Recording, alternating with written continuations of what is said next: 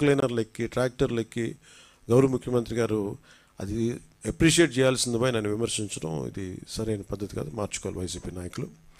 అలాగే వైసీపీ నాయకులకు కూడా నా విన్నపం, నా విజ్ఞాపన, మీరు విమర్శించడానికంటే కూడా ఇది మనందరి ఉమ్మడి సమస్య, ఇది మనందరి మన రాష్ట్ర సమస్య ఇది. సో మీరు కూడా నడుము వంచి, మీరు కూడా బయటకు వచ్చి, మీరు కూడా సహాయక చర్యల్లో పాల్గొనాలని మనస్ఫూర్తిగా కోరుకుంటా ఉన్నాను.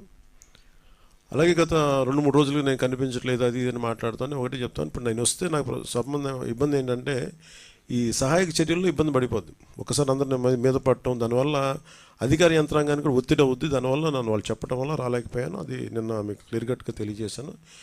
ఇంకా దీన్ని విమర్శించాలని ఎవరన్నా వైసీపీ నాయకులు అనుకుంటే భవిష్యత్తులో ఎప్పుడైనా సరే మీరు నాతో పాటు రావచ్చు, ఎక్కడికైనా సరే నాతో పాటు నా కాన్వాయ్లో తీసుకెళ్తాను మిమ్మల్ని, నాతో పాటు నడవండి. ఎలా ఉంటుందో మీకు అర్థం చేసుకున్నప్పుడు